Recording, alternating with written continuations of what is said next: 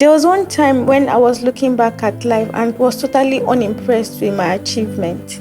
And then I transferred the aggression to God. Silly me then though. And I started telling God that if He truly did care about me, why was I at this phase struggling to move forward? And I told Him I wasn't going to talk to Him until I got answers. So Monday through Friday that week, I couldn't pray. I was so depressed and unmotivated to do anything. I felt God did not care about me, and that was why He wasn't answering my prayers. So on that Friday, someone called me from the church to lend her my system because there was an assignment she needed to type. So because of that, I went to collect my system from my neighbor. If not that she had called me to bring my system to the church, I was not planning to go for Bible study. After Bible study, I looked around church, but I could not find her. I got angry with her for allowing me to stress myself in carrying something that heavy in vain. So as I was about to leave church, a friend of mine engaged me in a conversation that I actually wasn't interested in at that moment.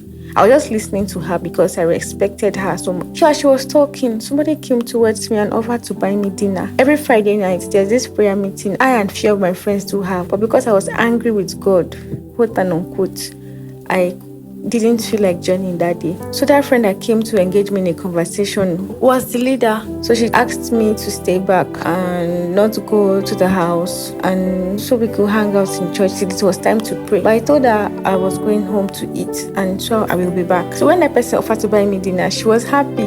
There was no excuse for me to go back home. So reluctantly, I stayed back in church.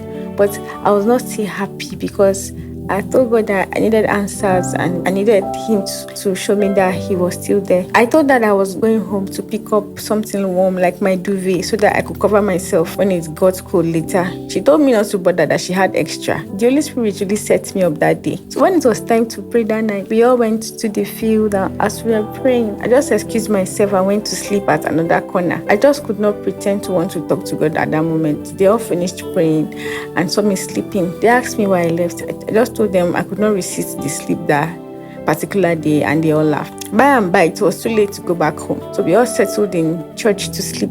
When it got to morning, I woke up and carried my heavy laptop, and I was murmuring because they asked me to bring the system. It felt heavier than usual that day because I was depressed. Okay, when I got home, I saw my neighbors outside and they were having a meeting. They were shocked to see me that morning just coming in. So I asked what the problem was. Why was everybody outside that early? They told me that I should just thank God that this my church going habit has saved me. I asked what made them say so. They said our compound was robbed that night. The robbers were heavily armed and they packed everybody's phones and laptops and even beat some people up. That I am lucky to have been spared the trauma and to have carried my system to church. That was how God saved me even in my downtime. I don't know what I would have done if I had gone through that trauma and if my gadgets were stolen. When I went inside the room, I just broke down and cried because the kind of faithfulness and love that God had just shown me, and even when I thought He would no longer cared for me, wowed me. I was finally at peace in my heart. I realized that even when I didn't understand the phase of my life, He still had not forgotten me. He understands the script of my life